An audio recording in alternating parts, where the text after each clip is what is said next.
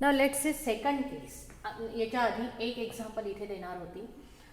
Question कसा आहे की if incident ray made an angle with the surface, या सरफेस सोबत जर अँगल केलेला आहे 30चा, then what is the angle of refraction. आता हा जो angle of refraction is equal to 30, is equal to 60, less than 30, less than 60 असे ऑप्शन्स आहेत.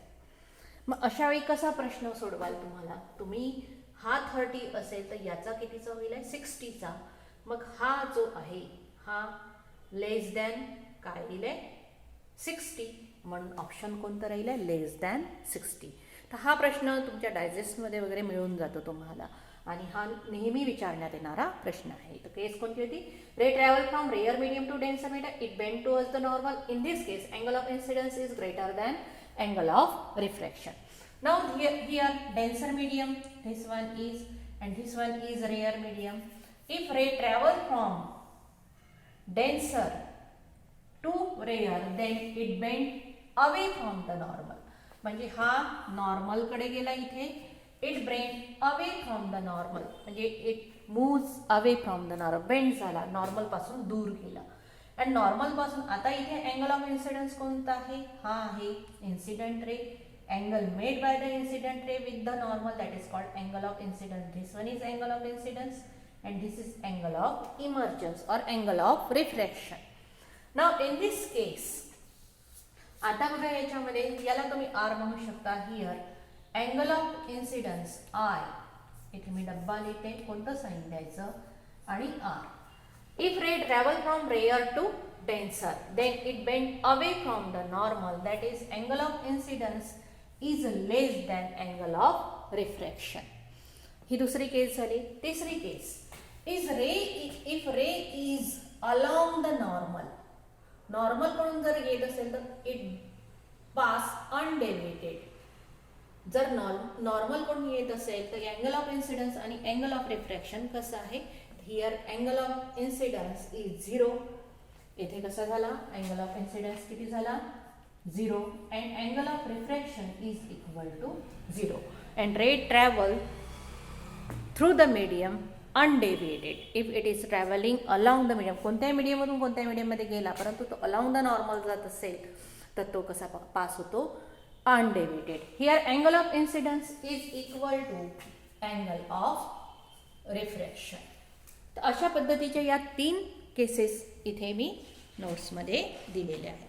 मग आता याच्यामध्ये याचे एक्झाम्पल्स कोणते कोणते आहे, तर पहिलं एक्झाम्पल आहे मिरेज. मिरेज म्हणजे मृगजळ.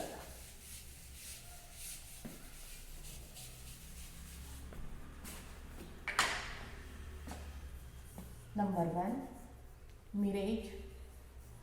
Number 2 holy fire. Number 3 twinkling of star.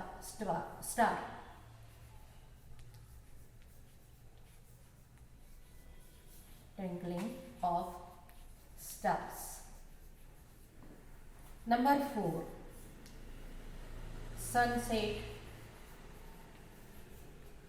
and sunrise.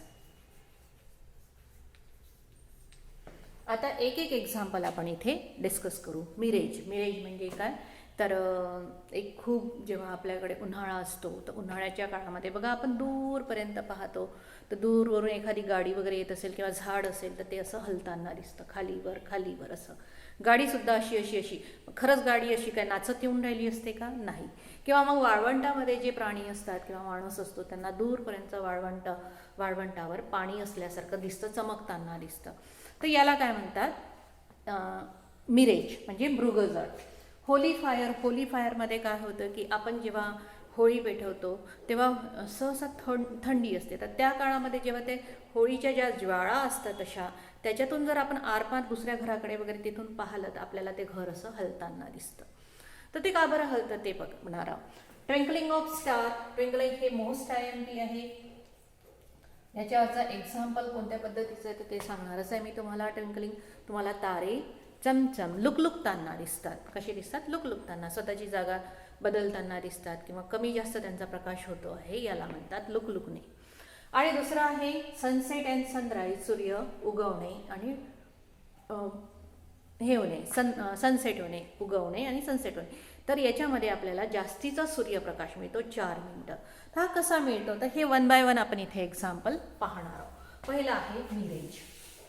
आता मिरेज म्हणजे काय की जेव्हा तुम्ही एखादी वस्तू, सूर्य, आता हे मिरेज कधी दिसेल जेव्हा टेम्परेचर हाय असतं, ॲटमॉस्फेरिक टेम्परेचर हाय असतं म्हणजे उन्हाळ्यामध्ये.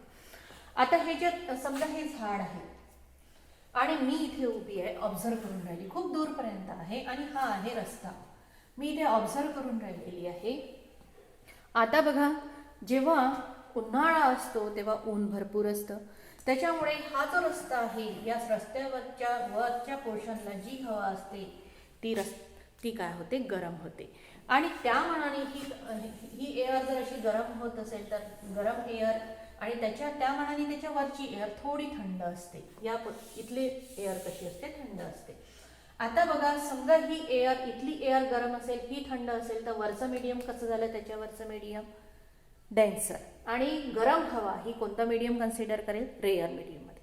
रिफ्रॅक्शन जेव्हा जेव्हा आपण अभ्यास करतो तेव्हा 2 पेअर ऑफ मीडिया हे कन्सिडर करावं लागतं. इथे सुद्धा कोणत्या मीडियममधून रे कसा जाऊन राहिलेला हे चेक करायचं आहे आपल्याला. इथे बघा काय होऊन राहिलेलं आहे की हा जो रे आहे, आता मी जर झाड बघते, मी इथे ऑब्झर्वर आहे अँड ही वस्तू आहे, एखादी गाडी आहे किंवा वस्तू आहे. Now here while observing rays are travelling from, समजा हा रे येत असेल तर ray are travelling from rarer, denser, rarer, here like this. अशा पद्धतीने तो रे काय होतो, बेंड होतो, कारण तिथे medium rare medium change, denser rare denser असं चेंज होऊन राहिलं. मग हवा सतत अशीच राहते का, शांत, फक्त इथे जास्त गरम, इथे जास्त थंडी, अशीच राहते, सतत हवा हलत राहते, म्हणजे मूव्हमेंट राहते त्याच्यामध्ये. म्हणजे हा जे हलण्याचा आहे त्याच्यामुळे काय होतं की इथे रिफ्रॅक्टिव्ह इंडेक्स बदलत जातो. आता जर हे या पद्धतीने इथपर्यंत माझ्यापर्यंत येत असेल तर मला इथून सरळ हा जो आहे हा पोर्शन इथे मला खाली अशी इमेज दिसेल, कारण हा झाला त्याची ॲपरंट पोझिशन. आता हे जे आहे ही वस्तू इथे सतत रिफ्रॅक्टिव्ह इंडेक्स चेंज होत राहतो, त्याच्यामुळे हे जे रे आहे, हे जे झाड आहे, हे जमिनीच्या खाली आहे, मग कधी वर आहे, पुन्हा जमिनीच्या खाली आहे, कधी वर आहे, असं हलताना दिसतं. कशामुळे, because of the change in the refractive index. And because why this refractive index is changing, because rays are traveling from denser, rayer, denser असं चेंज होत जातं, म्हणून तिथे काय होतं, बदल दिसतो. Second one, Holy fire. आता जसं ही होळी आहे, ही स्केल म्हणजे होळी आहे आणि मी आहे होळी पेटवणारी. आता जर मी अशी बघते, इथे बघते, ही होळी आहे आणि मी तिला ऑब्झर्व करून राहिली. होळी पेटताना पाहिला आहे तुम्ही. होळी कोणत्या महिन्यामध्ये, सहसा मार्च महिन्यामध्ये, शेवटच्या याच्यामध्ये वगैरे होळी येते. आता होळीच्या वेळी बघा थंडी कमी होते, परंतु रात्रीच्या वेळी थंडावा जाणवतो, म्हणजे थंडावा काही प्रमाणात असतोच. मग आता ही जर होळी पेटत असेल तर त्याच्या होळीच्या आजूबाजूची एअर काय होईल, गरम होईल, परंतु तेवढ्या भागातली एअर कशी असेल, गरम असेल, परंतु त्याच्या आजूबाजूची हवा कशी आहे, थंड आहे. थंड हवा डेन्सर मीडियम सारखी राहिली आहे आणि गरम हवा काय राहिली आहे, रेअर मीडियम कन्सिडर केल्या जाईल. आता हे होळीचे ह्या आजूबाजूच्या ज्या ज्वाळा जाऊन राहिल्या त्याच्यातून जर मी इथे एखादं घर असेल आणि ते जर घर मी इथे ऑब्झर्व करत असेल तर मला ते घर असं हलताना दिसतं. मग खरंच ते घर हलून राहिलं आहे का, नाही. मी होळीच्या या ज्वाळातून ते घर बघून राहिली, म्हणजे रेस कुठून येऊन राहिले, घरातून येऊन राहिले, घराकडून येऊन राहिलेले आहे. मग घरापासून येताना हे पहिल्यांदा कोणत्या मीडियममधून येतील, डेन्सर. मग होळीच्या त्या ज्वाळाच्या जवळपास रेयर, मग इकडून रेयर, मग माझ्यापर्यंत येतपर्यंत ते कोणत्या मीडियमपर्यंत आले, डेन्सरमधून आले. म्हणजे because of the change in the medium there refractive index continuously changing and therefore we can observe that flickering of any image हलताना दिसते. ती इमेज काय होते, हलताना दिसते. आता मार्च महिना समोरच आहे, मार्च महिने जवळपास होळी तेव्हा राहीलच, तेव्हा तुम्ही हे बघा आणि तुम्हाला हे जाणवेलच की इथे रिफ्रॅक्टिव्ह इंडेक्स चेंज होऊन राहिला, कारण रेज आणि ती प्रत्येक गोष्ट तुमचं सायन्स वन म्हणजे तुमच्या आजूबाजूचं जेवढं काही वातावरण असेल त्या सर्व सोबत रिलेट करतं. म्हणून काय होतं, change in the refractive index and because of the mobility of air, सतत हवा काय होते, बदलत राहते, टेम्परेचर बदलत राहतं, त्याच्यामुळे आपल्याला ते हलताना दिसतं. आफ्टर दॅट होली फायर, त्यानंतर third one is twinkling of star.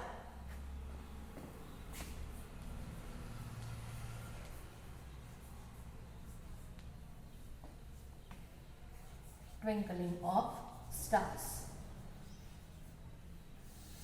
Twinkling of stars म्हणजे तारे लुकलुकणे. लुकलुकणेचा अर्थ काय होतो की तारे एका जागेवरून, कधी बाहेर आजोबांच्या गावाला वगैरे गेले असेल तर बाहेर झोपायची संधी मिळाली तर बघा तुम्ही, किंवा तुमच्या गच्चीवर जाऊनही बघा तुम्ही, एक लेटून जा आणि आकाश, स्वच्छ आकाश पाहिजे, आणि तेव्हा ते तारे मोजण्यात जी मजा आहे ती अतिशय चांगली आहे. आता ते मोजताना आपण जेव्हा मोजायला जातो तर तेव्हा तो तारा एका जागेवरून दुसऱ्या जागी हल्ला आणि पुन्हा आपल्याच जागी गेला असंही वाटतं. कधी ताऱ्याचा प्रकाश जास्त झाला, कमी झाला असंही वाटतं. आता हे कशामुळे वाटतं? That means at this position this star is there and this is the earth and here I am observer.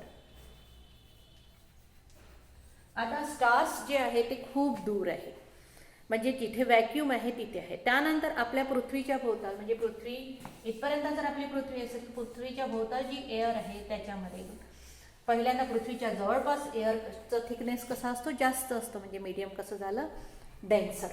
त्याच्यावर कसं आहे, पुन्हा कमी झालं, मग रेअर, पुन्हा त्याच्यापेक्षा कमी, रेअर होत जातं, आणि इकडे काय आहे, vacuum.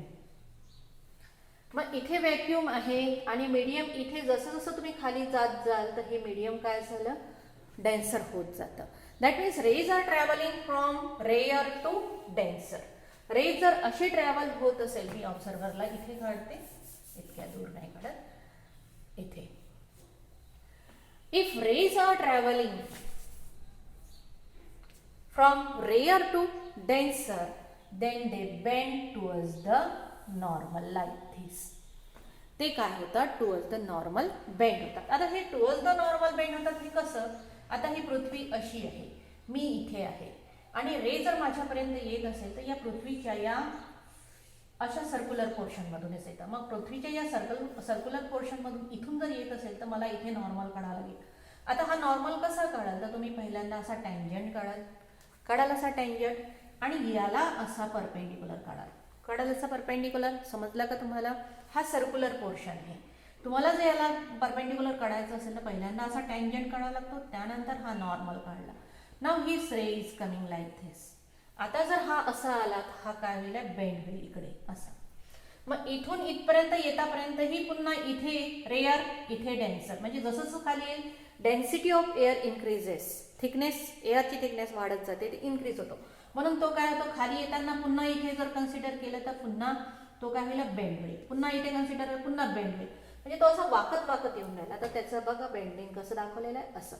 Now rays are coming from this portion. आता बघा पहिल्यांदा, आता याचे जे कीवर्ड्स आहे, हा पोर्शन समजला, रेअर मीडियम कोणता आहे आणि डेन्सर मीडियम कोणता आहे. First point, it is considered, these stars are very far away from us. खूप दूर आहे. हे कीवर्ड्स आहे त्या पूर्ण रिझन मधले. त्यानंतर therefore it is considered a point source. कोणता सोर्स कन्सिडर करतात, point source. Third one, here when ray travels from vacuum up to earth, that means they are travel from rare medium to denser medium. When they travel from rare to denser, it bends towards the normal. Normal कडे काय होतात, bend होतात. It bends towards the normal. And because of the bending towards the normal, this position, this one is actual position of star. This observer observer can observe the star which is slightly higher than the actual portion. हा जो वरचा रे आहे हा सरळ दाखवायचा, हा खालचा रे bend झालेला दाखवायचा आणि एरो कसा दाखवायचा इथे. Now here this one is apparent position. That means ray travels from rare to denser, it bends towards the normal, and therefore this apparent position of the star is slightly higher than the actual position. म्हणजे star इथे आहे actually, परंतु आपल्याला कुठे दिसतो, इथे दिसतो. का बरं? बेंडिंग झाल्यामुळे. हा एवढा पोर्शन समजला. But continuously air, temperature, pressure, एअरचा फ्लो, डेन्सिटी कंटिन्युअसली चेंजिंग. आजूबाजूचा पूर्ण पोर्शन हा काय होतो, कंटिन्युअसली चेंज होत राहतो. And therefore refractive index is continuously changing. आजूबाजूचा जो रिफ्रॅक्टिव्ह इंडेक्स आहे तो सुद्धा काय होतो, कंटिन्युअसली बदलतो. And therefore when it changes, there is change in the refractive index, this ray we can observe it is moving from